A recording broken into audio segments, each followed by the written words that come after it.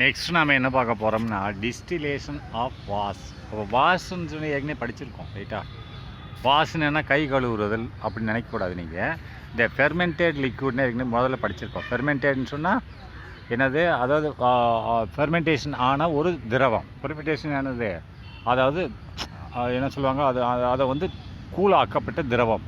அதாவது சாலிடாக இருக்கிறத லிக்விடாக இருந்தாலும் இன்னும் கூலாக்குறது, அதாவது ரொம்ப மெல்லிய மூலக்கூறுகளாக ஆக்குறது ரைட்டா. அதை தான் என்ன சொல்லுவாங்க, ஃபெர்மெண்டட் லிக்விட்னு சொல்லுவாங்க. அதை எவ்வாறு அழைக்கிறோம், is technically called S was. அப்படின்னா அதை தான் நம்ம டெக்னிக்கலி வாஸ் என்று அழைக்கிறோம். அப்படின்னு மீனிங் என்னென்னா, இன்ஆர்கானிக் சப்ஸ்டன்ஸ் அதில் ஏதாவது இருந்ததுன்னா அதை வெளியேற்றிட்டு ஆர்கானிக் சப்ஸ்டன்ஸை வச்சுருக்குறதுன்னு அர்த்தம். Was means to remove the inorganic substance present in the fertilization. Fermentation, not fertilization. Fermentation இருந்ததுன்னா அதை ரிமூவ் பண்ணிவிட்டு மீதி இருக்குது இல்லையா, அந்த லிக்விடாக இருக்குது, அது லிக்விடையும் கம்மியான லிக்விட் ஆக்கிடுறாங்க ரைட்டா. இதைத்தான் என்ன சொல்கிறான், ஃபெர்மெண்டட் லிக்விட்னு சொல்கிறான் ரைட்டா. இப்போ டிஸ்டிலேஷன் ஆஃப் வாஷ் அப்படின்னு இந்த வாஷ்ன்ற ஒரு லிக்விட் வந்துருச்சு. இதை நம்ம வடிகட்டுறோம், திரும்பியும் வடிகட்டுறோம். டிஸ்டிலேஷன் வடிகட்டுதல் ரைட்டா. அப்போ next the fermented liquid example, உதாரணமாக வாஷ், அதுதான் ஃபெர்மெண்டட் லிக்விட். ஃபெர்மெண்டட்னா கூலாக்கப்பட்ட ஒரு லிக்விட் திரவமானது, அதுக்கு பேர் வாஷ்ன்னு சொல்கிறான். அதில் வந்து இன்ஆர்கானிக் சப்ஸ்டன்ஸ் இருக்காது ரைட்டா. Containing 15 to 18% alcohol. அதுக்குள்ளே என்ன இருக்குது, 15 to 18% ஆல்கஹால் இருக்குது. அப்போ 100னா 15 18 தான் இருக்குது, மீதியில் வேறு இருக்குதுன்னு அர்த்தம் ரைட்டா. ஆல்கஹால் இவ்வளோ தான் இருக்குது.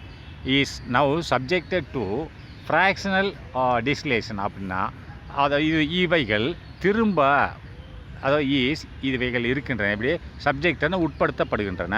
எதற்கு, டு எ ஃப்ராக்ஷனல் டிஸ்டிலேஷன், பகுதி வாரியாக வடிகட்டுதல், பகுதி வாரியாக கொஞ்சம் கொஞ்சமாக வடிகட்டுதலுக்கு உட்படுத்தப்படுகின்றன. அதனால் பார்த்துக்கோங்க, த ஃபெர்மெண்டட் லிக்விட்னு சொன்னால் வடிகட்டப்பட்ட லிக்விடு, அதாவது கண்டெய்னிங் ரைட்டா. கண்டெய்னிங்னு இருக்கிறது 15 to 18% ஆல்கஹால் இருக்கிறது. இப்போது இஸ் நவ் சப்ஜெக்ட்னு உட்படுத்தப்படுகிறது, செய்யப்படுகிறது. என்னது, டு ஃப்ராக்ஷனல் டிஸ்டிலேஷன். அப்படி ஃப்ராக்ஷனாக கொஞ்சம் கொஞ்சமாக டிஸ்டிலேஷன் எகெயின் செய்யப்படுகிறது. டிஸ்டிலேஷன் வடிகட்டப்படுகிறது அப்படின்றான். ஃப்ராக்ஷனாக பகுதி வாரியாக டிஸ்டிலேஷன் செய்யப்படுகிறது. டிஸ்டிலேஷனாக வடிகட்டப்படுகிறது. The main fraction drawn in aqueous solution of ethanol அப்படிங்கிற, அதான் மெயின் ஃப்ராக்ஷன்னா முக்கியமான பகுதி வடிகட்டுதல் என்பது, முக்கியமான ஃப்ராக்ஷன், அதாவது முக்கியமான பகுதி என்பது ட்ரான் இஸ் அன் அக்வஸ் சொல்யூஷன். அப்படின்னா அது அக்வஸ் நீர் கரைசலாக இருக்கிறது. ட்ரான்னு இருக்கிறது, எவ்வாறாக இஸ் அன் இருக்கின்றன, அக்வஸ் சொல்யூஷன் நீர், அக்வஸ்னா நீர் கரைசலாக இருக்கிறது, ஆஃப் எத்தனால், எத்தனாலோட நீர் கரைசலாக முக்கியமான பகுதி இருக்கின்றன வடிகட்டினதில். த மெயின் ஃப்ராக்ஷன் அப்படின்னா மெயின் முக்கியமான பகுதி, ட்ரான் சொல்லப்படுகிறது, இருக்கிறது, ஈசன் எவ்வாறு இருக்குது, அக்வஸ் சொல்யூஷன் ஆஃப் ஆல்கஹால். அப்படின்னா ஆல்கஹால்னு சாராயத்தோட முக்கியமான ஒரு நீர் கரைசலாக இருக்கின்றது ரைட்டா. விச் கண்டெய்ன்ஸ், அதுக்குள்ளே என்ன இருக்குன்னா, which contains 95.5% ஆஃப் ஆல்கஹால். அந்த இதுக்குள்ளே எவ்வளோ இருக்குது, 95 to 95.5% ஆல்கஹால் இருக்குது. அண்டு மீதி 4.5% தண்ணி. இதுக்குள்ளே என்ன இருக்குது, 4.5% தண்ணியும் 95.5% ஆல்கஹாலும் இருக்கிறது. This is called as rectified spirit. அப்படின்னா இவைகள், அதாவது 95.5% ஆல்கஹாலும் 4.5% தண்ணியும் இருக்கிறது, அழைக்கப்படுகின்றன. எவ்வாறாக, ரெக்டிஃபைடு ஸ்பிரிட்னா திருத்தப்பட்ட ஆவி. ஸ்பிரிட்னா ஆவின்னு அர்த்தம். ஸ்பிரிட் அது நீ திறந்து வச்சுன்னா ஆவியாக போயிடும் ரைட்டா, அதான் ஸ்பிரிட்னு சொல்லுவாங்க ரைட்டா. அது அதாவது திருத்தப்பட்ட ஆவி என்று சொல்லப்படுகிறது. அப்போ இந்த கலவையானது இஸ் தென், அதாவது refluxed over quicklime for about 5 to 6 hours. அப்படின்னா இந்த கலவை இஸ் தென் ரெஃப்ளெக்ஸ்டுன்னு கலக்கப்படுகிறது. ஆக்சுவல் ரெஃப்ளெக்ஷன் மீனிங் என்னென்னா, ஒரு பொருளை ஹீட் பண்ணும்போது அதோட ஆவி வருது இல்லையா, அந்த ஆவியை பிடிச்சி திரும்பி எகெயின் கோல்டு பண்ணி அந்த சாலிடாக உண்டாக்கணும். சாலிட்டு ஆவியை வேப்பராக மாறி அந்த வேப்பர் எகெயின் சாலிடாக மாறணும். அதுக்கு பிறகு தான் ரீஃப்ளெக்ஷன் சொல்லுவாங்க. இந்த இடத்துல நீங்கள் அந்த மீனிங் எடுக்க முடியாது. த மிக்சர் இஸ் தென் ரீஃப்ளெக்ஸ்னா இந்த கலவையானது திரும்பவும் கலக்கப்படுகின்றன. யார் மேலே, இந்த ரீஃப்ளெக்ஷனை கலக்கப்படுகின்றன போடுங்க. ஓவர் குயிக் கிளைம் அப்படின்னா சுண்ணாம்புக்கல் மேலே, சுண்ணாம்பு கல்லுக்கு உள்ள இது கலக்கப்படுகிறது. இந்த கலவை எது ரெக்டிஃபைடு ஸ்பிரிட்டை கலக்கிறாங்க. எது கூட சுண்ணாம்பு கல் கூட கலக்கிறாங்க. ஃபார் எபவுட் 5 to அப்படி கலந்து எவ்வளோ நேரம் வச்சுருக்காங்க? ஃபார் எபவுட் 5 to 6 hours, 5லேருந்து 6 மணி நேரம் வச்சுருக்காங்க. அண்ட் தென் பிறகு allowed to stand for 12 hours அப்படின்னா, அதாவது சுண்ணாம்பு கல் கூட நல்லா கலந்ததுக்கப்புறம் ரீஃப்ளெக்ஷனாக அந்த 5 to 6 மணி நேரத்துக்கு அந்த ஆவி வர்ற வரைக்கும் வச்சுருக்காங்க. அண்ட் தென் பிறகு அலவுடு அனுமதிக்கப்படுகிறது டு ஸ்டாண்ட் ஃபார் 12 hours, அது 12 மணி நேரம் அப்படி தாக்கு பிடிக்கும்படி மூடி வைக்கப்பட்டுள்ளது. ரைட்டா?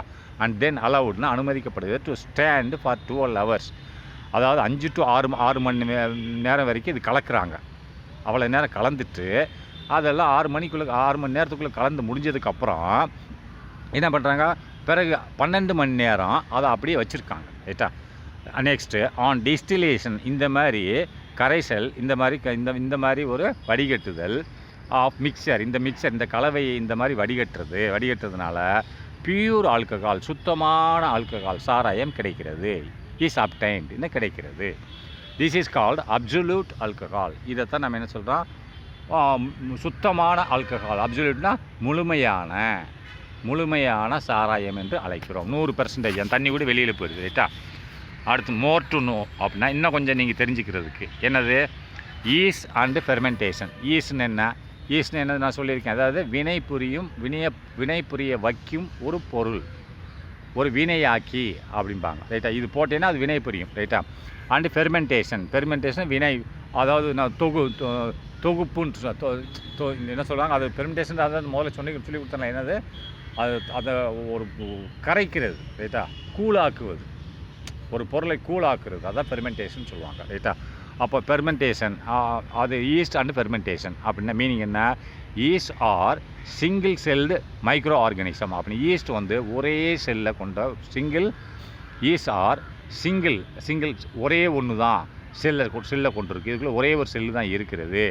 மைக்ரோ ஆர்கானிசம் நுண்ணிய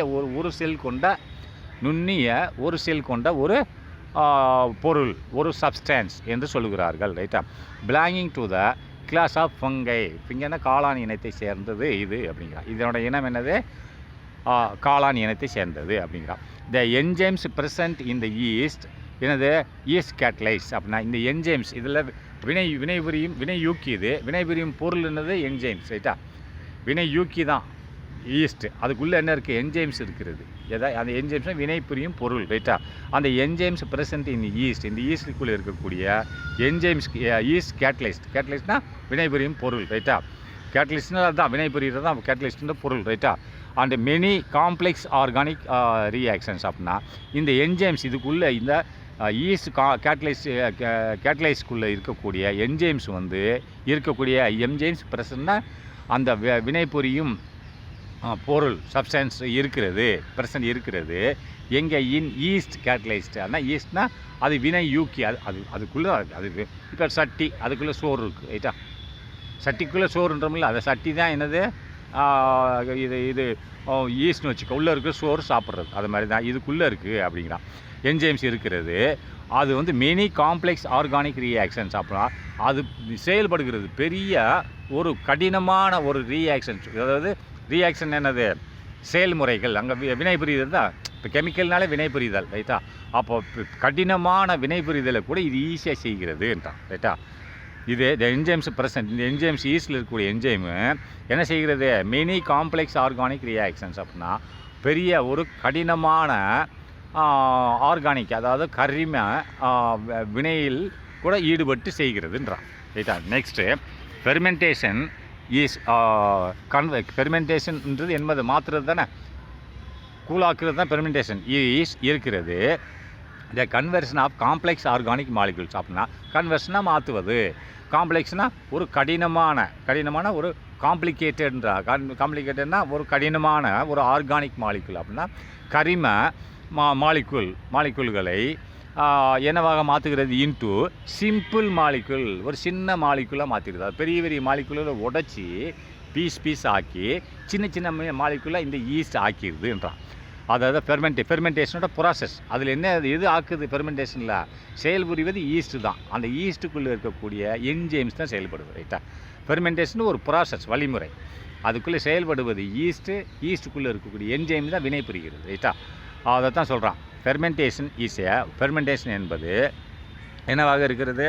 ஈஸியாக கன்வர்ஷன் சொன்னால் மாற்றுவது. ரைட்டா? எதை மாற்றுவது?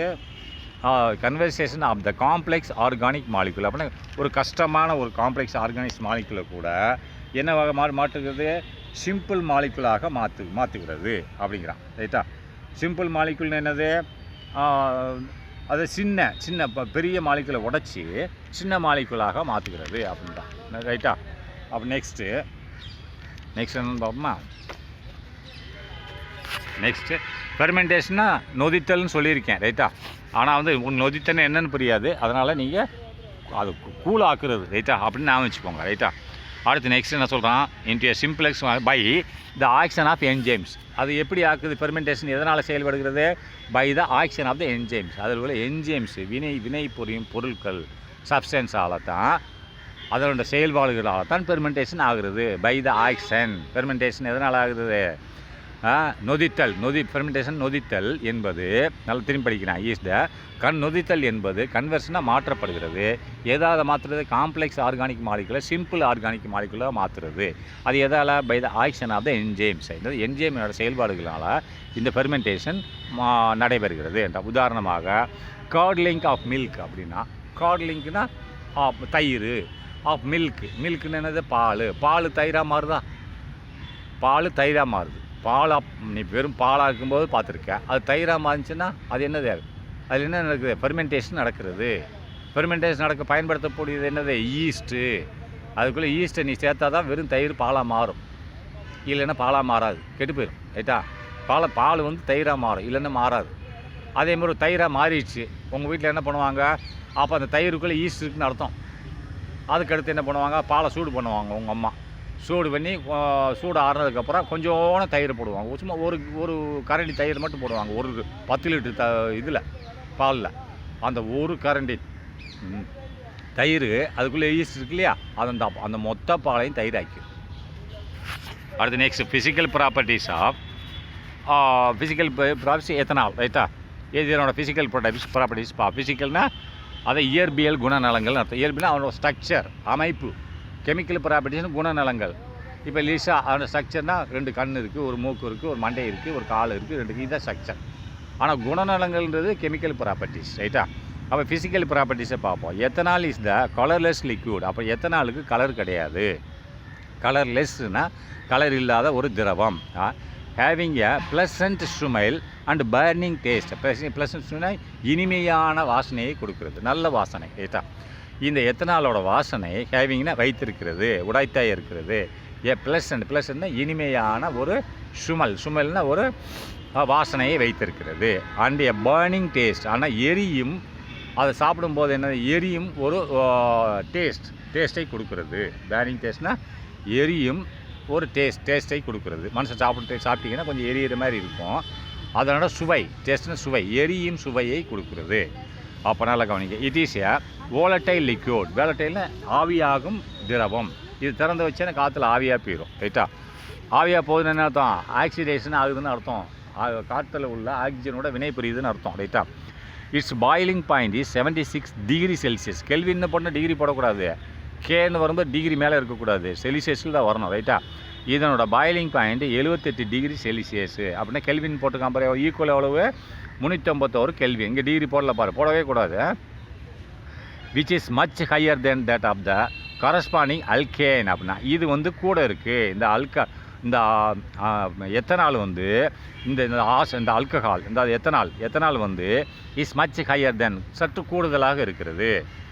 எதுக்கு கூடுதலாக? சற்று is much higher than that of the corresponding alkane. அப்படின்னா அது கூட இருக்கக்கூடிய ஆல்கேன் இருக்குல்ல, மீத்தேன், ஈத்தேன், புரப்பேன் அப்படின்னு 10 வரைக்கும் படிக்கிறீங்க இல்லையா, அந்த எல்லாம் ஏஎன் அது ஃபார்முலா இருந்தது சிஎன் H2n+1. ரைட்டா? அதில் உள்ள பூரா என்னது? ஆல்கேன்ஸு. இது என்னது? இது ஒரு கச்சை எடுத்துகிட்டு நீ ஃபங்க்ஷனல் குரூப் ஆகிய OH ஆல்கஹாலை வந்து ஈடுபடுத்தினால் அது என்னவாக மாறுது? எத்தனாலாக மாறுது.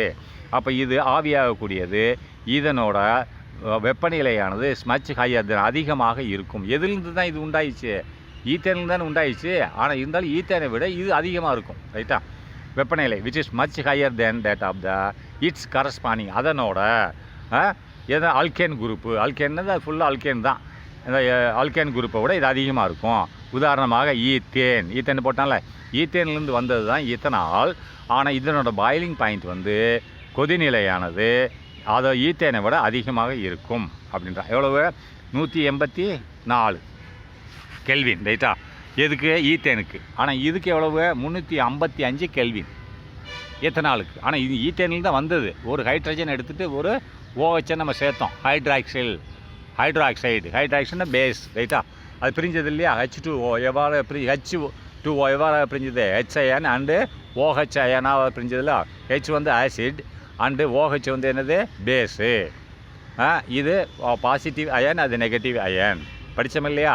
அப்போ OHன்னு இந்த ஹைட்ராக்சில்னு ஒன்னோட இதில் போட்டிருப்பான் ஹைட்ராக்சைடுன்னு அர்த்தம் ரைட்டா. அதை தான் என்ன சொல்லியிருக்கேன் it's ethane it's boiling point is 1484 kelvin எது ஈத்தேனோடது. ஆனால் இது மச் ஹையர் தென் அதிகமாக இருக்கு இல்லையா 351 kelvin. It is completely miscible அப்படின்னா இது கரையக்கூடியது. மிசிபிள்னா கரையிறது. இட் இஸ் கம்ப்ளீட் மொத்தமாக கரையும் வித் வாட்டர் தண்ணியில் இது மொத்தமாக கரையும். மிசிபிள்னா கரையும்.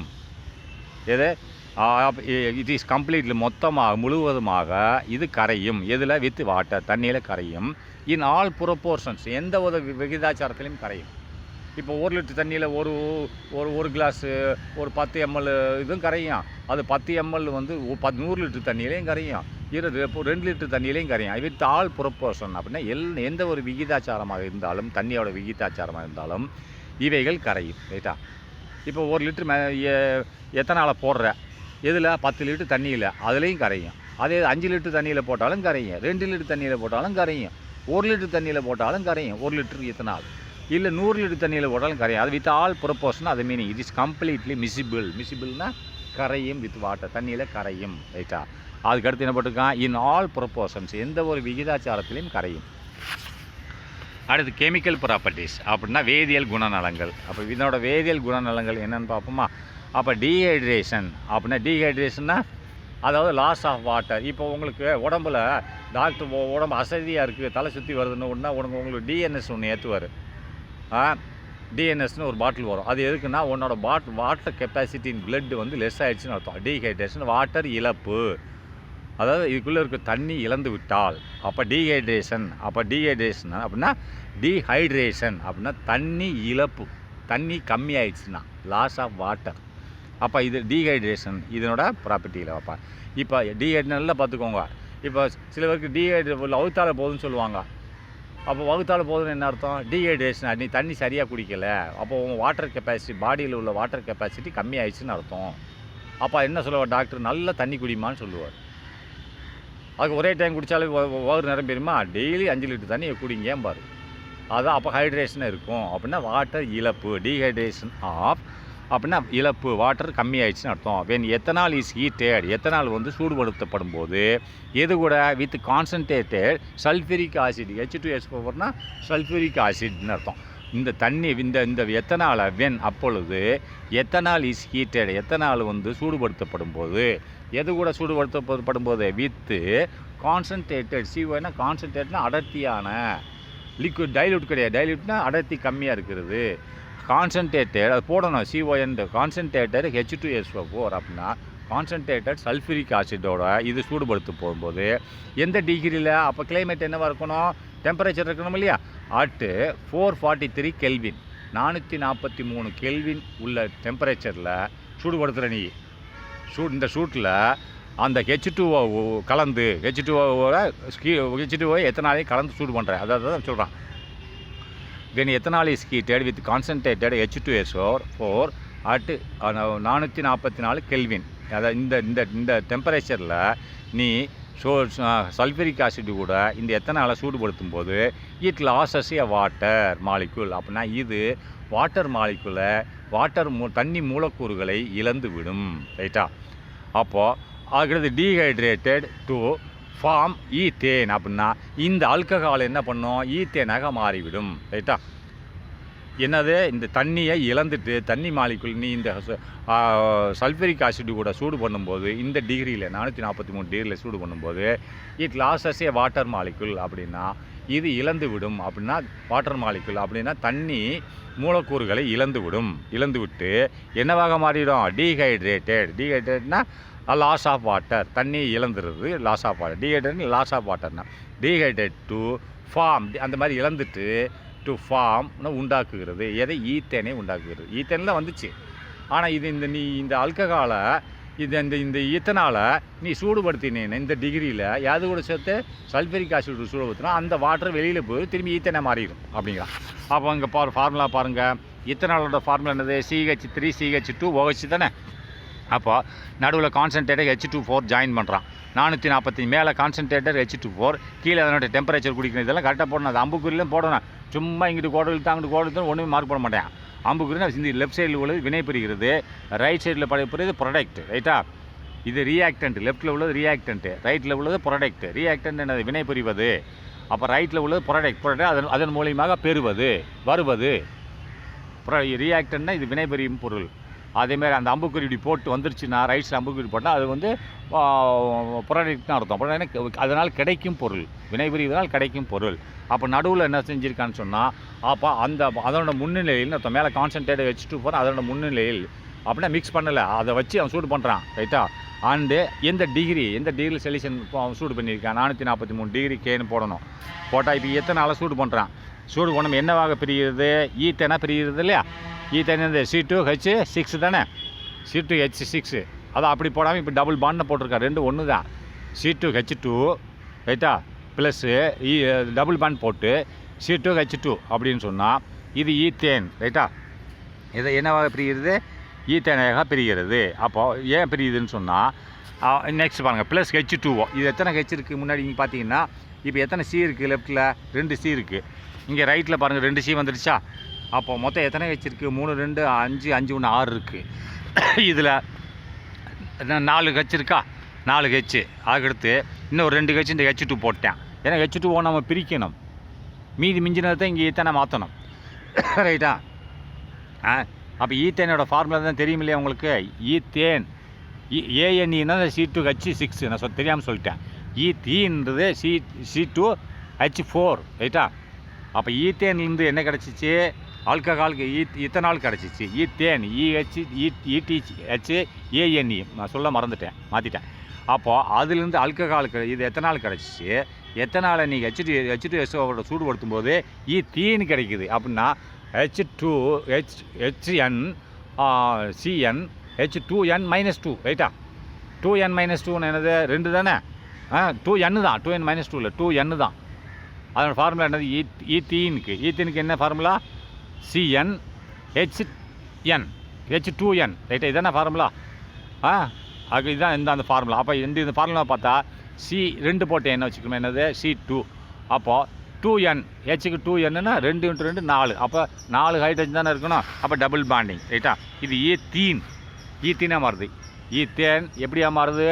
ஒரு ஃபங்க்ஷனல் குரூப் மூலியமாக ஆல்கஹாலாக மாறி ஆல்கஹாலை தான் என்ன சொல்கிறான்? எத்தனால்னு சொல்கிறான்.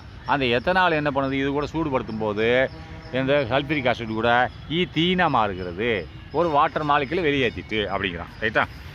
அடுத்து ரியாக்ஷன் ஆஃப் சோடியம். அப்படின்னா சோடியத்து கூட வினை புரியும் போது என்னென்னு பார்ப்போம். ரியாக்ஷனாக வினை புரிதல். எது கூட? சோடியத்து கூட வினை புரிஞ்சால் என்னென்னு கிடைக்குன்னு பார்ப்போம். Ethanol reacts with sodium metal. அது ஒரு மெட்டல். ரைட்டா? To form sodium chloride and hydrogen gas. அப்படின்னா இந்த எத்தனால் வந்து ரியாக்ட்ஸ் வினை புரிகிறது. எது கூட? சோடியம் மெட்டல் கூட வினை புரிந்து எதை கொடுக்கிறது? டு ஃபார்ம் கொடுக்கிறது. எத்தனால் அதாவது சோடியம் எத்தாக்சைடையும் அண்டு ஹைட்ரஜன் கேஸையும் கொடுக்குறது. அப்போது இந்த இதை பாருங்கள். எத்தனாலோட ஃபார்முலா சோடியம் குளோரைடு போடணும் இல்லையா? சோடியம் தான் போட்டிருக்கான். சோடியம் குளோரைடு இல்லை, சோடியம். அப்போ Na எத்தனால் வந்து அந்த C2H5OH ப்ளஸ் Na இந்த ரெண்டுன்றது பிறகு தான் போடணும் ஈக்குவேஷன் முடிச்சுட்டு. அப்போ என்ன கிடைக்குது? இப்போ சோடியம் குளோரைடுக்கு ஃபார்முலா என்னது? C2H5ONA தானே சோடியம் குளோரைடு. சோடியம் குளோரைடு இல்லை, சோடியம் எத்தோ ஆக்சைடுன்னு சொன்னால் என்னது? C2H5ONA. ரைட்டா? இதுதான் சோடியம் எத்தோ ஆக்சைடுன்னு சொல்லுவாங்க. ஆனால் நம்மளுக்கு எவாப்ரேட் ஆகுறது என்ன, ஹைட்ரஜன் போட்டான். அப்போ H2 தானே ஹைட்ரஜன் கேஸு. அப்போ இந்த லெஃப்ட்டில் உள்ளதில் H2 எடுத்துட்டீங்கன்னா மீதியை ரைட்டில் போட்டுக்கலாம். இப்போ இந்த ஃபார்முலா பார்த்து C2H5 போட்டுக்கோ, ONA போட்டுக்கோ, இது வந்தாகணும். அதேமாதிரி H2வும் வந்தாகணும். அந்த 2 எதுக்கு சேர்த்தேன் அப்படின்னா, நீ 2 வந்து இப்போ NA 1 தான் போட்டிருக்கேன். இப்போ இங்கிட்டு நீ இந்த 2 முன்னாடி சேர்க்கல NAலன்னா அப்போது என்ன ஆகும், 2 NA இருக்குது. எங்கே இருக்குது, லெஃப்ட்டில். அப்போ இங்கே பார்த்தீங்கன்னா ஒரு NA தான் இருக்குது. அப்போ என்ன பண்ணணும், 2 இங்கே போட்டேன்னா 2 NA வந்துருச்சு. ரைட்டா, மீதி எல்லாம் 2 வந்துருச்சு. நீ பார்த்து ஈக்குவேஷனை பார்த்தா சரியாக இருக்கும். உதாரணத்துக்கு இங்கே C எடுத்துக்கோ. C எத்தனை இருக்குது, 2C2 அப்படின்னா 2 4 C இருக்குது. வேறு ஏதாவது C இருக்கா, இல்லை. இந்த சைடில் பாரு, இந்த C இங்கே தான் இருக்குது. 2C 4 C ஆச்சா முடிஞ்சிச்சு. அப்போ ஹைட்ரஜன் இருக்குது, எவ்வளோ இருக்குது, 5 இருக்குது. இங்கே ஒன்று OHல் ஒன்று 6 ஹைட்ரஜன் இருக்குது. இங்கே என்ன இருக்குது, 6 ஹைட்ரஜன். இதில் 5 இல்லை 10. இந்த முன்னாடி 2 இருக்கு இல்லையா, அந்த 2 இந்த ஹைட்ரஜன் கீழே உள்ள 5 சேர்ந்தால் 10 ஹைட்ரஜனு. அதுவோ இந்த இன்னொரு OHல் ஒரு ஹைட்ரஜன் இருக்குல்ல, அந்த 2 முன்னாடி உள்ள 2 இங்கேயே வரும். அப்போ 12 ஹைட்ரஜன் இருக்குது. அப்போ ரைட் சைடில் பாருங்கள், இந்த முன்னாடி உள்ள 2ம் அந்த ஹைட்ரஜன் 5 சேர்ந்தால் 10 ஹைட்ரஜனு. மீதி 2 இங்கே இருக்குது. இந்த H2 ஆவியாக போயிடுச்சா. அப்போ அந்த மேலே அம்புக்குறி போட்டால் ஆவியாக போயிடுச்சுன்னு அர்த்தம். அந்த அம்புக்குறி ரைட்டில் போட்டுக்கான H2 பக்கத்தில், அது எவ்வாறு சென்று விட்டது, ஆவியாக சென்று விட்டது. இங்கே ஆவியாக செல்லலை. H2O மேலே என்னது அப்படியே நிற்கிது, இருக்குதுன்னு அர்த்தம். தனியாக பிரிஞ்சு இருக்குதுன்னு அர்த்தம். ரைட்டா, வாட்டர் பிரிஞ்சு தனியாக இருக்கிறது. ஆனால் இங்கே ஆவியாக போயிடுச்சு காற்றுல. அந்த அம்புக்குறி போட்டுக்கால H2 பக்கத்தில் அப்படின்னா காற்றுல ஆவியாக போயிடுச்சுன்னு அர்த்தம். அப்படியே நீங்கள் பிரித்து பாருங்கள். H சரியாக போச்சா. அப்போ O எவ்வளோ இருக்குது, 1 இருக்குது. அப்போ 2 இருக்குது. முன்னாடி 2 போட்டிருக்கு இல்லை, 2 இருக்குது. அப்போ இங்கே ஒரு O, 2 O சரியாக போச்சா. அப்போ NA எவ்வளோ இருக்குது, 2 இருக்குது. அப்போ இங்கேயும் முன்னாடி ஒரு 2, இங்கே NA சரியாக போச்சா. எல்லாமே ஈக்குவல். இதுதான் ஈக்குவேஷனோட ஈக்குவலேஷன் சொல்லுவாங்க. ரைட்டா, அப்போ நெக்ஸ்ட்டு ஆக்சிடேஷன். அப்போ ஆக்சிடேஷன் சொன்னது ஆக்சிஜன் கூட வினைபுரிதல். ரைட்டா, இந்த எத்தனால் ஆக்சிஜனோட வினைபுரிந்தால் என்ன கிடைக்கும் அப்படின்னு பார்ப்போம். எத்தனால் இஸ் ஆக்சிடைஸ்டு அப்படின்னா ஆக்சிஜன் கூட வினைபுரிந்தால் ஆக்சிடைஸ் டு எத்தோனிக் அப்படி வினைபுரிஞ்சு என்ன கிடைக்குது, ethanoic acid. Ethanol is oxidised to ethanoic acid கூட இது ஆக்சிடேஷன் ஆயிடுச்சுன்னு சொன்னால் வித் அல்கலின் ஆகிய பொட்டாசியம் பெர்மாங்கனேட், அதான் நினைக்கிறேன், அதான் பொட்டாசியம் பெர்மாங்கனேட் தான் போட்டிருக்கான். அல்லது அசிடிஃபைடு K2Cr2O7 போட்டிருக்கான். இது ஒரு ரியாக்ஷன் மெட்டீரியல்ஸ். ரைட்டா, ஒன்று இதை போட்டுக்கணும், நீ KMnO4 போட்டுக்கணும். அல்லது என்ன இதை போடணும், K2Cr2O7 போட்டுக்கணும், அசிடிஃபைடு. ரைட்டா, இது கூட வினை புரிந்தால் இங்கே லெஃப்ட் என்ன போட்டுக்கான், CH2OH எது கூட வினை புரிகிறது, அதாவது இந்த பொருள் கூட K2Cr2 ரைட்டா, K2Cr2O7 கூட வினை புரிகிறது. அதுக்கடுத்து வினை புரிஞ்சு சிலாஸ் போட்டிருக்கான். சிலாஸ் போட்டு என்ன பண்ணுறான், H ப்ளஸ் அயன் போட்டிருக்கான். ரைட்டா, H ப்ளஸ் அயன். ரைட்டா, அதுக்கடுத்து கீழே ஆக்சிடேஷன் ஆகுறது. ரைட்டா, அதுதான் இங்கே எழுதியிருக்கான். என்ன எழுதியிருக்கான், எத்தனால் இஸ் ஆக்சிடேஷன்னா ஆக்சிஜனோட வினை புரிகிறது. எதற்கு, டு எத்தோனிக் ஆசிட். எத்தோனிக் ஆசிட்ன்றது என்னது, எத்தோனிக் ஆசிட் கூட வினை புரிந்து ஆக்சிடேஷன் ஆகிறது. அதாவது எத்தோனிக் ஆசிட் வினை புரிந்து ஆக்சிடேஷன் ஆகிறது. ரைட்டா, அப்போ இந்த எத்தோனிக் ஆசிட் எவ்வாறு கிடைக்கிறது, இந்த KMnO4 கூட வினை புரிந்து ஆக்சிடேஷன் ஆனால் தான் எத்தோனிக் ஆசிட் கிடைக்கிறது. ரைட்டா, எத்தோனிக் ஆசிட் எப்போ கிடைக்கும், எத்தனால் இஸ் ஆக்சிடைஸ். அதாவது ஆக்சிஜனோட வினை புரிகிறது. எது வச்சு வினை புரிகிறது, KMnO4 அல்லது K2Cr2O7 ரெண்டில் ஏதாவது ஒன்று போட்டு வினை புரிந்து எது கிடைக்கிறது, எத்தனிக் ஆசிட் கிடைக்கிறது. அப்போ எத்தனிக் ஆசிட் அண்டு என்ன கிடைக்குது, ஒரு வாட்டர் மாலிகுல் கிடைக்கிறது, H2O. எத்தனிக் ஆசிட் இந்த கிடைக்குதா, இது இந்த எத்தனிக் ஆசிட் இந்த CH3COO4 எத்தன் ஆசிட் அப்படின்னு போட்டோம்ல, கார்போலிக் ஆசிட்னு சொல்லி படிச்சிருக்கோம் இல்லையா, அதை ஐக் ஆசிட்னு சேர்க்கணும். நம்ம ஏற்கனவே படிச்சுக்கலாம். ஈத்தேன் கூட கடைசியில் உள்ள ஈயை எடுத்துட்டு, ஈத்தேன் அப்படின்ற எடுத்துட்டு ஐக் ஆசிட்னு சேர்த்துருக்கோம் இல்லையா, அது தான் எத்தனிக் ஆசிட். எத்தனிக் ஆசிட் என்னது, COOH. ரைட்டா, அதை சேர்க்கணும். எதில், CH4ல். மீத்தேன் தானே, ஈத்தேன் C2H4 தானே, C2H4ல் அதில் என்ன சேர்க்கணும், C2H6. C2H6ல் அப்போ ஒரு ஹைட்ரஜன் எடுத்துகிட்டு இந்த இது சேர்க்கணும் ரைட்டா. சேர்த்தா இது வரும். அப்போ எத்தானிக் ஆசிட்டுக்கு என்னது CH3 COOHன்னு சொல்கிறாங்க. இதை பார்த்துக்கோங்க நீங்கள். இது வினைபுரியுதுன்னு எப்படி வினைபுரியுது இந்த ஈக்குவேஷன் ஃபார்மேஷனை பார்த்துக்கோங்க. அடுத்து டூரிங் திஸ் ரியாக்ஷன், இந்த ரியாக்ஷன் சமயத்தில் இந்த வினைபுரியும் சமயத்தில் the orange colour of K2 Cr2O7 changes. இவை இந்த பொருள் என்னவா சேஞ்ச் ஆகுது? டு கிரீனாக சேஞ்ச் ஆகுது. ஆரஞ்சு கலரில் உள்ள இந்த சப்ஸ்டன்ஸு எதாக சேஞ்ச் ஆகுது? அதாவது கிரீன் கலரில் மாறுகிறது. நெக்ஸ்ட்டு தேர்ஃபோர், ஆகவே this reaction can be used, இந்த ரியாக்ஷனை இந்த வினை செயல் பயன்படுத்தப்படுகிறது ஃபார் எதற்காக வேண்டி ஐடென்டிஃபிகேஷன் ஆஃப் ஆல்கஹால்களை கண்டறிவதற்கு. இது ஆல்கஹாலா இல்லையா என்பதை கண்டறிவதற்கு இவை இந்த வழிமுறைகள் பயன்படுத்தப்படுகிறது. அடுத்து எஸ்டர்ஃபிகேஷன்றது எஸ்டர்மயமாக்குதல் ரைட்டா. எஸ்டர்மயமாக்குதல்னு அர்த்தம். அப்போ எஸ்டர்மயமாக்குதல் என்னது? The reaction of an alcohol அப்படின்னா ஆல்கஹாலின் வினை வித் ஏ கார்பாக்சிலிக் ஆசிட், அதாவது கார்பாக்சிலிக் ஆசிட் கூட இந்த ஆல்கஹால் வினை புரிந்தால் அண்ட் கிவ்ஸ் ஏ காம்பவுண்ட், ஒரு கலவையை கொடுக்கிறது. ஹேவிங் ஃப்ரூட்டி ஆர்டர் அப்படின்னா ஒரு நல்ல ஒரு வாசனையை கொடுக்குறது ரைட்டா. ஃப்ரூட்டி ஆர்டர்னா பழங்களின் வாசனையை கொடுக்கிறது. ஃப்ரூட்டி ஆர்டரை கொடுக்கிறது, வாசனையை கொடுக்குறதுன்றான். எது கூட வினை புரிஞ்சு? அது கார்பாக்சிலிக் ஆசிட் கூட வினை புரிந்தால் ஒரு காம்பவுண்ட், ஒரு கலவை வருகிறது. அந்த கலவையோட மனம் எவ்வாறாக இருக்கிறது? ஃப்ரூட்டி ஆர்டராக இருக்கிறது. அடுத்து next, this compound is called Easter. இந்த மாதிரி காம்பவுண்ட், இந்த கலவையை தான், இந்த கலவை அல்லது சேர்மம் ரெண்டு ஒன்று தான், ஈஸ்டர் என்று அழைக்கிறோம் அப்படின்ட்டு. ஆனால் கார்பாக்சிலிக் ஆசிட் கூட வினை புரியணும் ரைட்டா. அண்ட் த ரியாக்ஷன், இந்த வினையானது இஸ் கால்டு எஸ்டர்ஃபிகேஷன். இதில் நடக்கக்கூடிய வினை இருக்குல்ல, செயல்முறைகள், அதான் வினை ரியாக்ஷன். இதைத்தான் நம்ம எஸ்டர்ஃபிகேஷன் என்று அழைக்கிறோம் அப்படின்றான். அப்போது எத்தனால் ரியாக்ட்ஸ் வித் எத்தானிக் ஆசிட் அப்படின்னா எத்தனால் எத்தானிக் ஆசிட் கூட ரியாக்ட் வினை புரிந்தால் இந்த ப்ரெசன்ஸ் ஆஃப் H2SO4, அதாவது இந்த எத்தனால் ரியாக்ட்ஸ் வினை புரிகிறது எது கூட? எத்தானிக் ஆசிட் கூட வினை புரிந்தால் இந்த ப்ரெசன்ஸ் ஆஃப் H2SO4 அப்படின்னா சல்ஃபரிக் ஆசிடின் முன்னிலையில் இவை எத்தானிக் ஆசிட் கூட வினை புரிந்தால் டு ஃபார்ம் என்ன கிடைக்குது? ஈத்தேல் எத்தனாய்ட் கிடைக்கிறது. அண்டு ஈஸ்டர், ரெண்டுமே ஈத்தோல் எத்தனேட்டும் அண்டு ஈஸ்டரும் கிடைக்கிறது. அப்போ ஈத்தேல் எத்தனாய்ட்டோட ஃபார்முலா என்னது? CH3 COO C2H5 ரைட்டா. இதை நீங்கள் ஞாபகம் வச்சுக்கணும் ரைட்டா. அதாவது ஈத்தேல் எத்தனாய்ட்னு அர்த்தம். அதுக்கடுத்து H2O, ஒரு தண்ணியும் கிடைக்குன்னு சொல்லிட்டான் ரைட்டா. அது எது கூட வினை பெறுகிறது? CH3, அதாவது இதனை எத்தானிக் ஆசிட் ரைட்டா. எத்தானிக் ஆசிட் ஏற்கனவே படிச்சிருக்கோம் மேலே. எத்தானிக் ஆசிட் வினை புரியும் போது எது கூட சேர்ந்து வினை புரியுது? H2SO கூட வினை புரிகிறது. வினை புரிஞ்சா அப்போ இவைகள் கிடைக்கிறது. Next dehydration. அப்போ டீஹைட்ரேஷன் என்னன்னு பார்ப்போம். இப்போ இது என்னது? டீஹைட்ரேஷன் இல்லை, டீஹைட்ரோஜெனேஷன் அப்படின்னா ஹைட்ரஜனை வெளியேற்றுதல். ஹைட்ரோனா ஹைட்ரஜன் அதாவது ஹைட்ரஜனேஷன். இது ஹைட்ரஜனேஷன் அப்படின்னா ஹைட்ரஜனை வெளியேற்றுதல். டீனா வெளியேற்றுதல் ரைட்டா. ஹைட்ரஜனேஷன்னா ஹைட்ரஜனை உள்ளே வாங்குறது.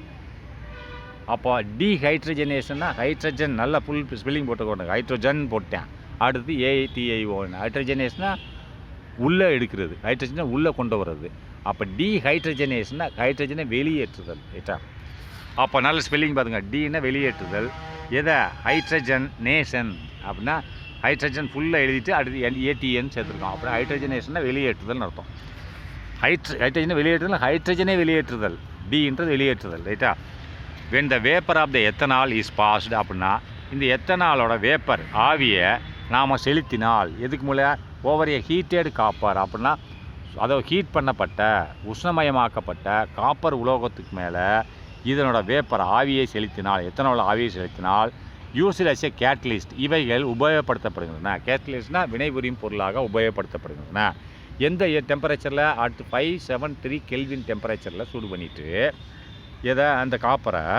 அப்போ நம்ம இந்த எத்தனாலோட ஆவியை அதில் பாய்ச்சும்போது இவைகள் இந்த எத்தனால் எவ்வாறு செயல்படுகிறது? கேட்டலிஸ்டாக செயல்படுகிறது, வினைபுரியும் பொருளாக செயல்படுகிறது. இவை ஹைட்ரஜனேஷன் ஆஃப் அதாவது டீஹைட்ரேஷன் ஆகிறது. இதற்கு ஹைட்ரஜனை வெளியேற்றிட்டு என்னத்தை உண்டாக்குகிறது? அசிட்டால்டிஹைடை உண்டாக்குகிறது. இது எதை உண்டாக்குறது? எத்தனாலோட வேப்பர் காப்பர் கூட வினை புரிஞ்சு அதுக்கடுத்து ஒரு கேட்டலிஸ்ட்டாக உண்டாகி அது என்ன பண்ணுது? எதை உண்டாக்குது? டீஹைட்ரஜனேஷன்னா அது ஹைட்ரஜனை வெளியேற்றுகிறது. அதுக்கடுத்து என்னத்தை ஃபார்ம் பண்ணுது? அசிட்டால்டிஹைடை உண்டாக்குகிறது. அப்போ உண்டாக்கப்பட்டதுன்னா அசிட்டால்டிஹைடு ப்ளஸ் H2. அதை H2ன்றது ஹைட்ரஜனை வெளியேற்றுறது. ரைட்டா? அதை அம்புக்குறி போட்டேன். அப்போ எது உண்டாக்குறது? ஆளுக்கு எத்தனால் இதன் முன்னிலையில் காப்பர் போட்டால் வினை புரியும். காப்பர் மேலே தான் பாய்ச்சிடான். அதை Cu கீழே டெம்பரேச்சர் 573. இந்த எத்தனால் ஆவி எது மேலே போகுது? Cu காப்பர் விட சூடான காப்பர் மேலே எந்த டிகிரி கெல்வினில் 573 கெல்வின் போகும்போது எது கிடைக்கிறது? அசிட்டால்டிஹைடு கிடைக்கிறது ப்ளஸ் ஹைட்ரஜன் கேஸ் ஆவியாக போகிறது. ஃபார்முலா பார்த்துட்டிங்களா? அடுத்து கம்பஸ்டன்னா எரிகிறது. கம்பஸ்டன்னா எரிதல். அப்போ எது கூட எரியுதுன்னு பார்ப்போம். Ethanol is highly inflammable liquid. அப்படின்னா எத்தனால் என்ற திரவம் இஸ் ஹைலி அதிகமாக இன்ஃப்ளேமேபிள் லிக்யூட். அப்படின்னா தீப்பற்றக்கூடிய ஒரு திரவம், அதிகமாக தீப்பற்றக்கூடிய ஒரு திரவம் எது? எத்தனால். இட் பேர்ன்ஸ் இது எரிகிறது வித் ஆக்சிஜன் கூட எரிகிறது. அப்படி எரிஞ்சால் என்ன ஆகும்? எத்தனால் ஆக்சிஜன் கூட எரியும் போது to form carbon dioxide water. அப்படி எத்தனால் ஆக்சிஜன் கூட எரிகிறது. எரிந்த பின்பு என்ன கிடைக்கிறது? To form carbon dioxide கிடைக்கிறது அண்டு வாட்டர் தண்ணியும் கிடைக்கிறது. ரைட்டா? அதான் போட்டுக்க. Ethanol is highly inflammable. அப்படின்னா எத்தனால் அதிகமாக தீப்பிடிக்கக்கூடிய லிக்யூட், ஒரு திரவம். அப்போ இட் பேர்ன்ஸ்னு இது எரிகிறது வித் ஆக்சிஜனோட வினை புரிகிறதுன்னு எரிகிறதுன்னு அர்த்தம். ஆக்சிஜனை பட்டு எரிகிறது. எரிஞ்ச உடனே என்ன உண்டாகிறது? To form carbon dioxide உண்டாகிறது அண்டு வாட்டர் உண்டாகிறது. அதுதான் இப்போ எத்தனால் லெஃப்ட்டில் போட்டிருக்கான். ப்ளஸ்ஸு O2 போட்டானா? O2 oxygen 2 சேருதா? சேரும்போது என்ன? கார்பன் டை ஆக்சைடு CO2 கிடைக்குதா? அடுத்து H2O கிடைக்குதா? அந்த ஈக்குவேஷன் சமன்பாடு பண்ணுறதுக்காண்டி 3 O2 போட்டேன். 3 O2 போட்டால் தான் ஆகும், இல்லைன்னா ஆகாது. ஏன்னா இங்கே ஒரு O2 3 O2 இருக்குது. இங்கே என்னது? ஒரு O2 3 இருக்குது. அதனால் இங்கே மட்டும் 3 போட்டு இங்கே 2 போட்டால் ஈக்குவல் ஆகிடும், சமன்பாடு ஈக்குவல் ஆகிடும். ரைட்டா? அதை பார்த்துக்கோங்க. அடுத்து யூசஸ் ஆஃப் எத்தனால். அப்போ எத்தனாலோட பயன்கள் என்ன அப்படின்னு பார்ப்போம். இப்போ எத்தனால் இஸ் யூஸ்டுனா பயன்கள். எதில் யூஸ் பண்ணுறான்? இஸ் யூஸ்னு உபயோகப்படுத்தப்படுகிறது. இன் மெடிக்கல் விப்ஸ்னு துடைக்கிறது.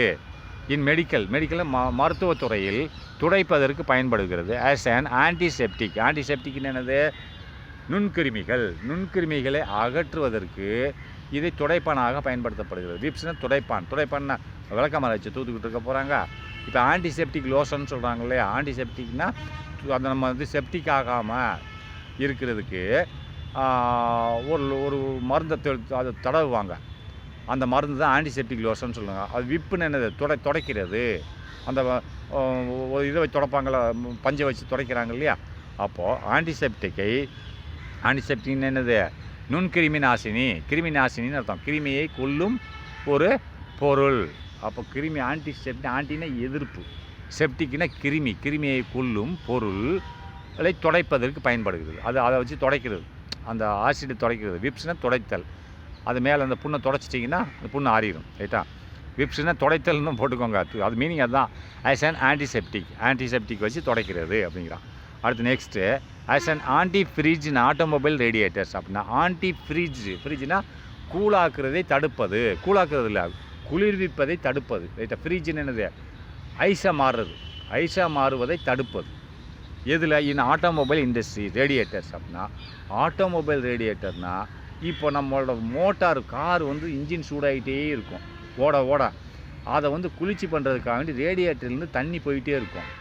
அந்த தண்ணி போகிற தண்ணி இந்த குளிர்ந்த தண்ணி போயிட்டுருக்கும். அந்த குளிர்ந்த தண்ணியை உண்டாக்குறது அதுக்கு ஒரு மிஷின் இருக்கும். அந்த உண்டாக்கும் போது அந்த தண்ணி படும்போது அந்த தண்ணி குளிர்ந்த தண்ணி படும்போது ஹீட் ஆகும். இந்த குளிர்ந்த தண்ணி உண்டாக்குறது ஐஸ் ஆயிடக்கூடாது என்பதற்காக வேண்டி அதை அந்த தண்ணியிலே வச்சுருக்கணும் என்பதற்காக வேண்டி இது பயன்படுகிறது. ஃப்ரிட்ஜ் ஆகாமல் தடுப்பதற்கு.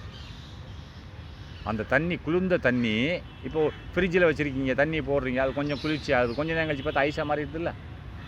இப்போ காலைல வைக்கிறீங்க, 1 மணி நேரம் கழிச்சு பாருங்கள், கொஞ்சம் அந்த தண்ணி கூலாக இருக்கும், அந்த ஃப்ரிட்ஜில் வச்ச தண்ணி. பிறகு கொஞ்சம் நேரம் கழிச்சு கொஞ்சம் கட்டியாக மாற இப்போ பிறகு கொஞ்சம் நேரம் கட்டியாக மாறிடுது. அது மாதிரி இது கூலாக்கும் இடத்துல வந்து ரேடியேட்டரில் தண்ணி உறையாமல் இருப்பதை தடுக்கிறது.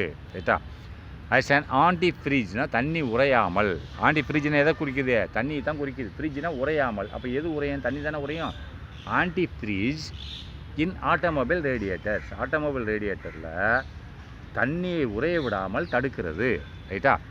அடுத்து next, for effectively killing micro organism like bacteria, fungi extra. For எஃபெக்டிவ்னா சாதுரியமாக, விரைவாக, கில்லிங்னா கொல்லுகிறது.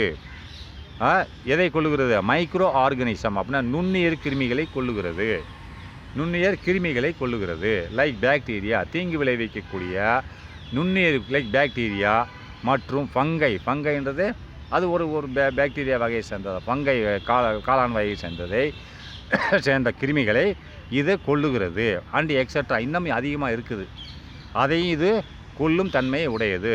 ரைட்டா? By including it in many kind sanitisers அப்படின்னா அதுக்கடுத்து நம்ம என்ன பண்ணுறோம்? பை இதை நம்ம சேர்க்குறோம். எத்தனால்? இன்க்ளூடிங் இட்னா பை எது சேர்க்கிறது? இதில் இன் மெனி ஹேண்ட் சானிடைசர்ஸ், கை கழுவும் பொருள் கூட. கையில் வந்து இப்போ நம்ம சாக்கடைக்குள்ளே கையை விட்டுறேன், அப்போ அந்த நுண்கிருமி ஒட்டிக்கணும். அது நீ என்ன தான் தண்ணியை போட்டு கழுவுனாலும் போகாது, சோப்பை போட்டு கழுவுனாலும் போகாது. அப்போ என்ன பண்ணணும்னா சானிடைசர்னு வச்சுருப்பாங்க, ஒரு லிக்யூடு, அதில் ஆல்கஹால் கலந்துருப்பாங்க. அப்போ அதை வச்சு நீ கழுவுனீங்கன்னா அந்த கிருமி செத்து போயிடும். அதைத்தான் போடுறான். பை இன்க்ளூடிங் இட், இதை சேர்த்து இன் மெனி ஹேண்ட் சானிடைசர்ஸ் அப்படின்னா கை கழுவும் திரவங்களோடு இவைகள் கலக்கப்படுகின்றன.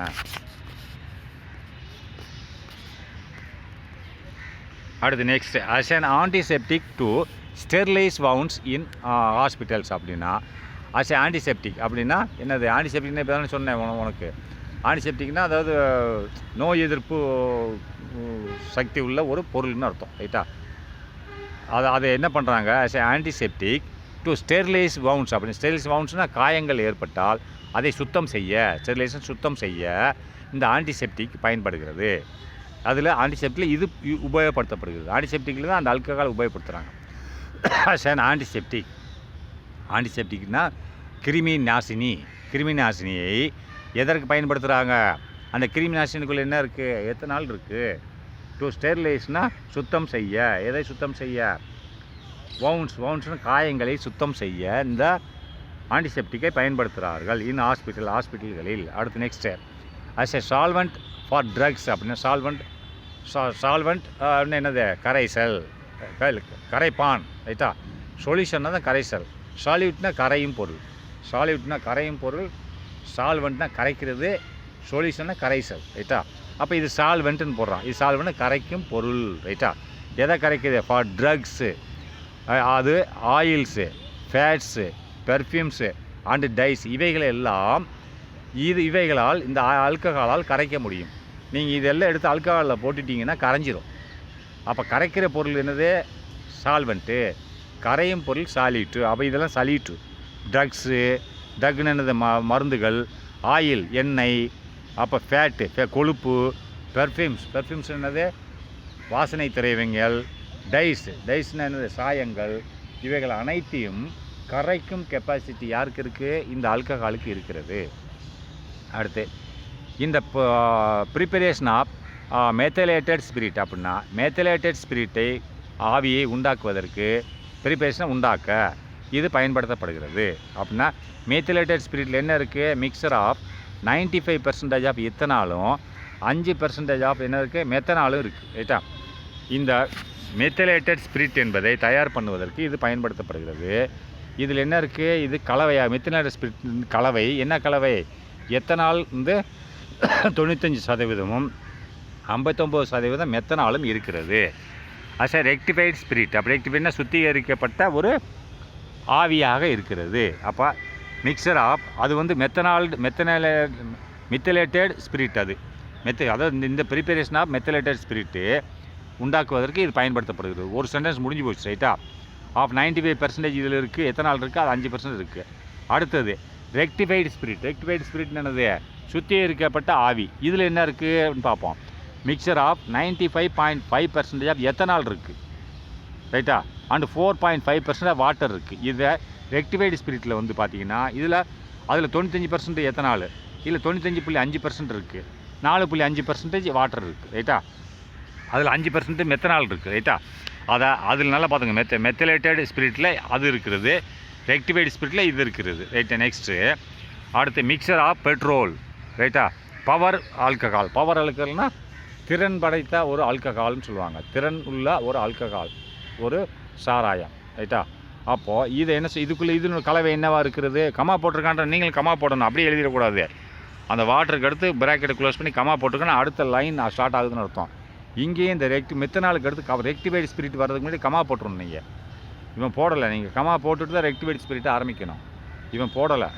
அடுத்தது மூணாவது என்ன சொன்னால் பவர் ஆல்கஹால் அப்படின்னா வீரியம் மிக்க ஆல்கஹால் அப்படின்னு என்னது, இதனோட மிக்சர் என்னது, mixture of petrol and ethanol, பெட்ரோலோட மற்றும் எத்தனாலோட கலவை, இதுக்கு பேர் பவர் ஆல்கஹால், ரைட்டா. அடுத்து டீநேச்சர்டு ஸ்பிரிட் அப்படின்னா பவர் அற்ற ஆவின்னு அர்த்தம். டீநேச்சர்டு அப்படின்னா பவர் இல்லாத, ஒரு வலிமை இல்லாத, டீநேச்சர்னா வலிமை இல்லாத, ஸ்பிரிட் ஆவின்னு அர்த்தம். இது என்னன்னு பார்ப்போமா, அண்டின் படி இது 4, இது மொத்தம் 1 2 3 இது 4. இது என்னது, எத்தனால் மிக்ஸ்டு வித்து பைரடைன். எத்தனால் வந்து பைரடைன் கூட சேர்ந்துச்சுன்னா அது டீநேச்சர்டு ஸ்பிரிட்டாக மாறுகிறது, இருக்கிறது. சின்ன வலிமை இழந்த ஆவியாக இருக்கிறது, ரைட்டா. இதை நீங்கள் பார்த்துக்கணும். To enhance the flavour of food extracts அப்படின்னா டு என்ஹான்ஸ்னால் வலிமை உண்டாக்க. டு என்ஹான்ஸ் என்ஹான்ஸ்ன்னு என்ன சொல்கிறான், டு என்ஹான்ஸ் த ஃப்ளவர்னு சொன்னால் என்னது, அதாவது என்ன சொல்லுவாங்க, ஃப்ளவர்னு சொன்னால் ஃப்ளவர் ஆஃப் ஃபீல் அப்படின்னு சுவை, ரைட்டா. ஃப்ளவர்னால் சுவைன்னு சொல்லுவாங்க. அப்போ இதனோட என்ஹான்ஸ்னால் அதனோட ஊக்கப்படுத்த, ரைட்டா. எதை ஊக்கப்படுத்த, டு என்ஹான்ஸ்ன்றது என்னது, என்ஹான்ஸ் ஆஃப் ஃபுட்டுன்னு சொல்லுவாங்க, ரைட்டா.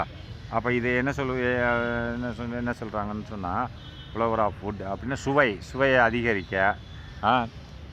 சுவை, அதாவது இது என்னது, டு என்ஹான்ஸ் த ஃப்ளவர்னால் அதனோட சுவையை, ஃபுட் எக்ஸ்ட்ராக்ஷன்னா உணவு வெளியே எடுக்கப்பட்ட, எக்ஸ்ட்ராக்ஷன்னா சாறுகள், உணவு சாறுகள், ஃபுட் எக்ஸ்ட்ராக்ஷன்னா உணவு சாறுகள்லேருந்து வெளியே எடுக்கப்பட்ட, அதாவது என்ஹான்ஸ்னால் அதிகரிக்க, எதை அதிகரிக்க, சுவையை அதிகரிக்க. ஃப்ளவர்னால் சுவை, ரைட்டா, சுவை. டு என்ஹான்ஸ்னால் அதிகரிக்க, எதை, த ஃப்ளவர்னால் சுவையை அதிகரிக்க. எதனோட சுவையை அதிகரிக்க, ஃபுட் எக்ஸ்ட்ராக்ஷன்னா உணவின் சாறுகள் அப்படின்னா இப்போ பழச்சாறு தான் சொல்கிறான். உணவு சாறு தானே, ஆப்பிள் ஜூஸாக இருந்தாலும் சரி, ஆரஞ்சு ஜூஸாக இருந்தாலும் உணவு சாறுன்னு தான் அர்த்தம். உணவு சாறுகளிலிருந்து சுவையை அதிகரிக்க, அதனோட டேஸ்ட்டை அதிகரிக்க. இப்போ ஆரஞ்சு ஜூஸோட டேஸ்ட் அதிகரிக்குன்னு அதை கொஞ்சம் சேர்த்துக்கலாம். டு என்ஹான்ஸ்னால் அதிகரிக்க, எதை, த ஃப்ளவர்னு சொன்னால் என்னது, ஃப்ளவர் வேறு ஃப்ளவர் வேறு. ஃப்ளவர்னு சொன்னால் அதோட சுவையை, சுவையை அதிகரிக்க. எதனோட சுவையை, ஃபுட் எக்ஸ்ட்ராக்ட்ஸ்னா உணவு சாறுகளின் சுவையை அதிகரிக்க. ஃபார் எக்ஸாம்பிள் வெண்ணிலா எக்ஸ்ட்ராக்ட் அப்படின்னா வெண்ணிலா என்ற ஒரு சாறு, இது காமன் ஃபுட் ஃப்ளவர், இது வந்து ஒரு பொதுவான உணவு சுவையை சார்ந்தது. வெண்ணிலா எக்ஸ்ட்ராக்ட்னா வெண்ணிலா என்ற எக்ஸ்ட்ராக்ட்னா சாறு, வெண்ணிலா என்ற சாறு எப்படி இருக்கிறது, காமன் ஃபுட் ஃப்ளவர், பொதுவான உணவு சுவையாக இருக்கிறது. இதை எங்கே எதில் சேர்க்குறியோ அதில் சுவை கூடிரும். அதனால் பொதுவான உணவு சுவையாக இருக்கிறது. விச் இஸ் மேட், இவை தயாரிக்கப்படுகின்றன பை ப்ராசஸிங் வெண்ணிலா பீன்ஸ் அப்படின்னா இது எப்படி தயாரிக்கப்படுகின்றன, இந்த வெண்ணிலான்றது எப்படி தயாரிக்கப்படுகின்றனன்னு சொன்னால் விச் இஸ் மேட், இவை தயாரிக்கப்படுகின்றன பை ப்ராசஸிங் வெண்ணிலா பீன்ஸ்னு ஒன்று இருக்குது, ஒரு கொட்டைகள். அந்த கொட்டைகளை என்ன பண்ணுறாங்கன்னா பை ப்ராசஸிங்னா ஒரு மெத்தட், வழிமுறை பிரகாரம். என்ன வழிமுறை பிரகாரம், பை வெண்ணிலா கொட்டைகளை எடுத்து இன் ஏ சொல்யூஷன் ஆஃப் எத்தனாலோட கரைசலில் போட்டேன்னு சொன்னால், இந்த வெண்ணிலா கொட்டைகளை எடுத்து எத்தனால் கரைசலில் போட்டேன்னு சொன்னால் என்ன உண்டாகும், வெண்ணிலா ஃப்ளவர் உண்டாயிரும், அந்த வாசனையான ஒரு லிக்விட் உண்டாகும் அப்படிங்கிறான். அதுதான் விச் இஸ் மேட் பை ப்ராசஸிங்னா வழிமுறையில். எப்படி என்ன வழிமுறை, vanilla beans in a solution of ethanol and water அப்படின்னா எத்தனால் மற்றும் தண்ணியோட கலந்த எத்தனாலும் தண்ணியும் கலந்த ஒரு சொல்யூஷனில் இந்த வெண்ணிலா கொட்டையை போட்டேன்னா அது எதுவாக மாறிடும்? வெண்ணிலா லிக்விடாக மாறிடும். அதை ஏதாவது ஒரு சாரில் பொருளை கொண்டு சேர்த்தேன்னா ருசி கூடும். ரைட்டா? அடுத்து எத்தனிக் ஆசிட், இது நெக்ஸ்ட் இதில் பார்க்கலாம்.